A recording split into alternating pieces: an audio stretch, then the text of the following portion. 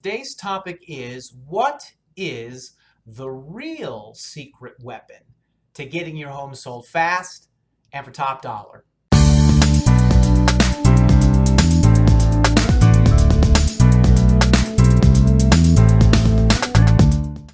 Hi, I'm Jim Gray, team leader of the James Gray team, and today's question is one that I get asked a lot. Jim, what is the real secret to getting my home sold fast and for top dollar? But before I get to that, I want to point you out to two links on my website.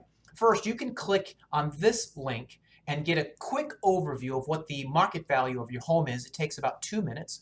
Or you can click on this link and you can search for homes just like a real estate agent. The secret weapon to getting your home sold fast and for top dollar is knowing why you're selling. Selling a house, even in a seller's market, is a complex and difficult process. So you have to really fix on why it is you want to sell. And may I say that the people who have the most compelling reason are always the more competitive.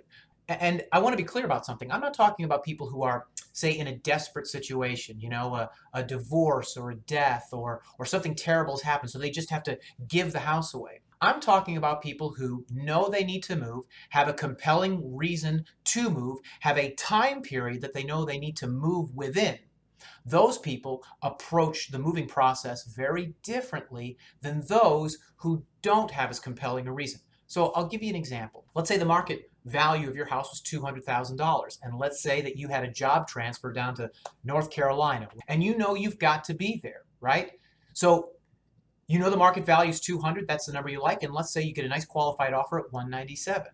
In my experience, that $3,000 difference is not going to kill you, as opposed to someone who, I don't have to sell, Jim. I know the market value of my house is 200,000, but if I could get 215 for it, I would totally sell it. And let's say the same thing happens. You get a buyer that comes in, they offer 195 because that really is where the market is. But to you, 195, 197, it could feel very low. Why? Because you don't necessarily have to sell. And I can tell you that so many times what people find out is they're up against people who have to sell, are willing to negotiate, are not giving the house away, but are in a very, very competitive and specific frame of mind.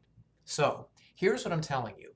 If you're even thinking about selling, the first thing you really need to focus on is why. And if the reason is not compelling, if the reason doesn't have emotional content to it, it may not be a good time to sell, because you're going to be up against people who do have emotionally and life compelling reasons to sell their house. Trust me when I say, I always know as a real estate agent, and I know other agents would probably agree with me, that when you're dealing with a seller who has a very solid reason as to why they need to sell, we can give very, very specific strategic advice to get that done. Whereas someone who doesn't have to sell, would like to sell, but doesn't have to sell, it's much more difficult to advise them. If you have any questions about the selling process, I want you to feel comfortable calling me. You can call me, the number's right here on my website, or you can send me an email.